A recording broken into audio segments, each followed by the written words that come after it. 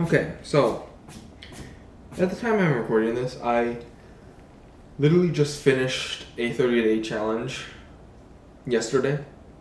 Technically today, because yesterday was the last day. But I didn't watch YouTube for 30 days at all. I guess the first question that I could think of was I tempted to watch YouTube in a sense?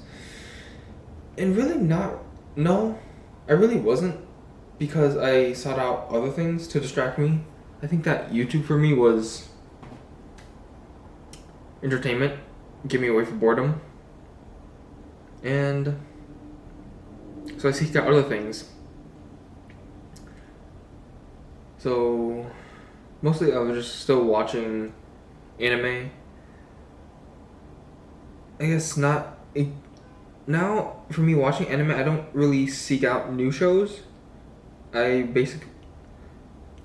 Except I watch the seasonal animes that I think I might like, but I don't like specifically search out for like animes that are like similar in genre to animes that I like previously.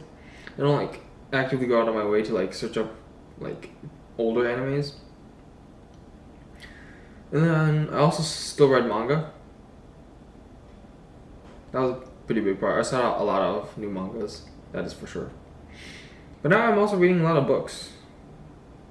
A friend introduced me to Brandon Sanderson.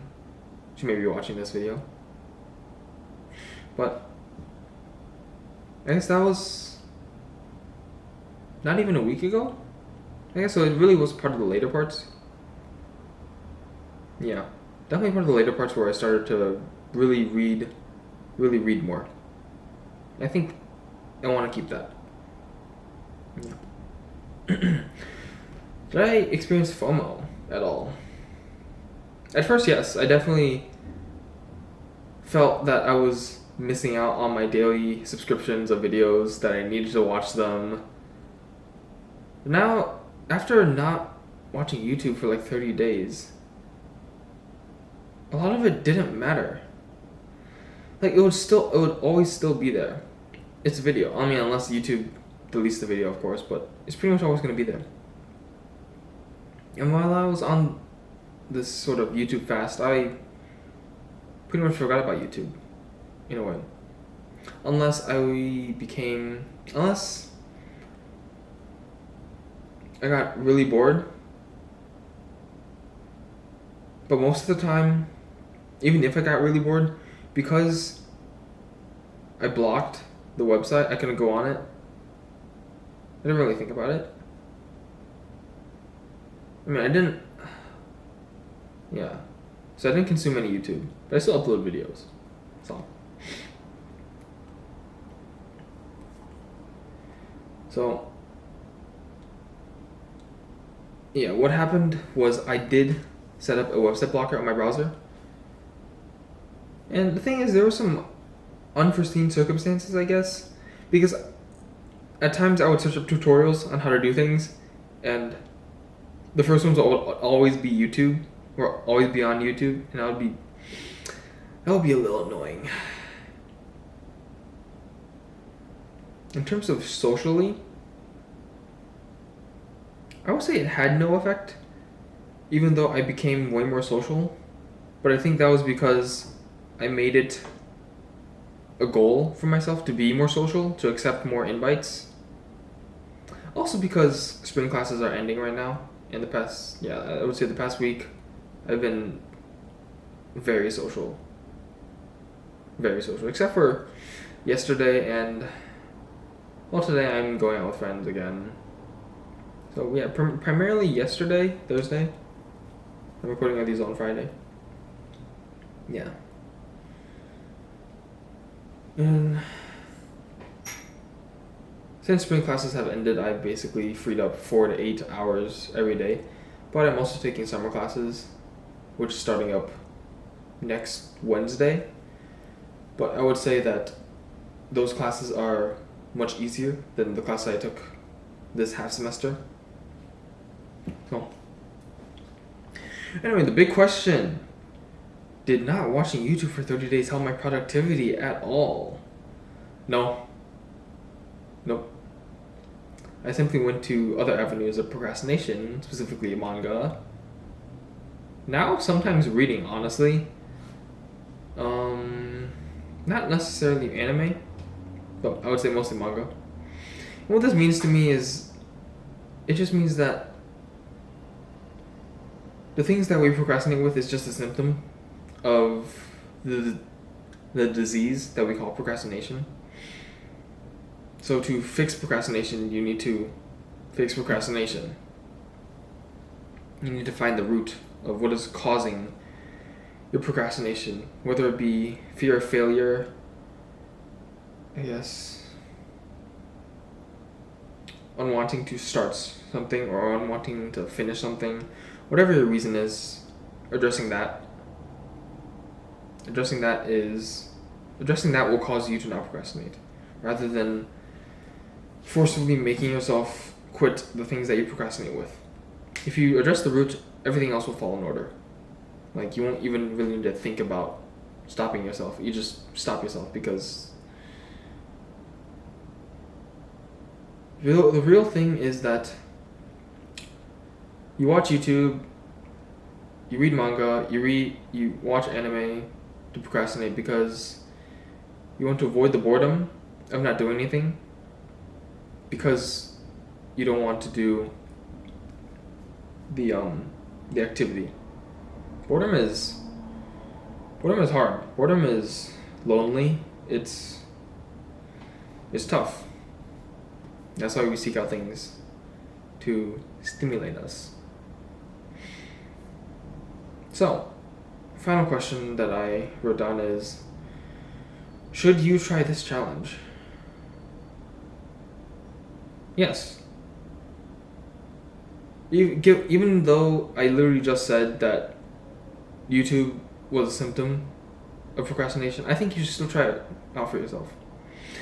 Because you may have a YouTube problem if you're considering this. You may have it. You may not, but it's better to know, right? It's better to be certain than not certain. And as I said, it's a challenge. Think of it as a challenge.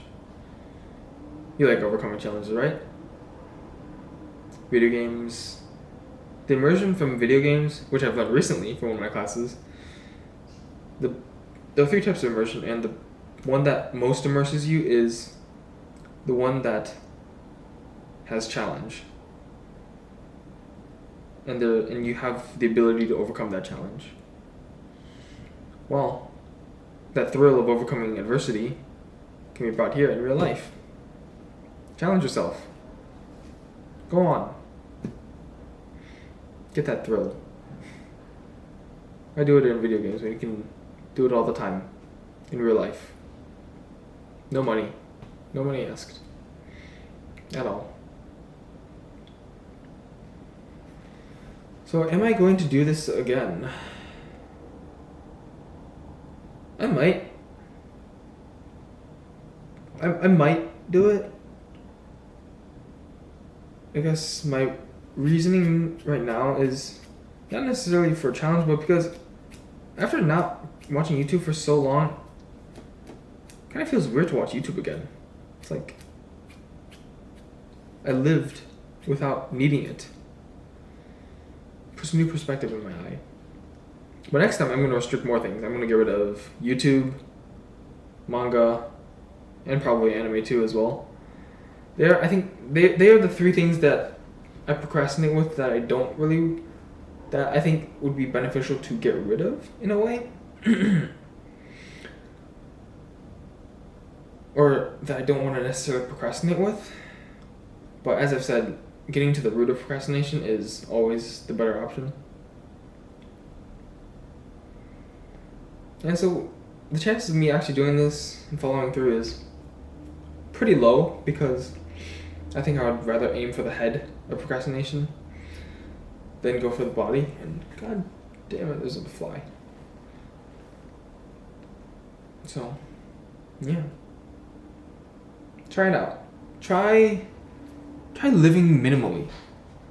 Try expanding, just not just with YouTube. Try cutting things out for 30 days. See if you can live with it.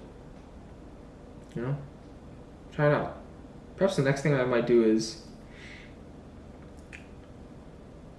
going without my phone. That might be a little too drastic. Without my watch? I can definitely do that. I mean, that doesn't feel that much of a challenge though. Going without headphones. Now that is a real challenge, especially when working out. Oh, that's a challenge. Ooh, that's a challenge. I'll think about it. Anyway. That's what happened with my experience of quitting YouTube. It wasn't... Sorry if I didn't have, like, the most specific examples, but in general, it can be summed up as I quit YouTube for 30 days. Well, no, I quit YouTube for the first week. Forgot about YouTube for the next 23 days. And then remembered it on the last day. Oh, wait. This is my last day of no YouTube. So, take what my experience with a grain of salt. It might not be like yours if you decide to.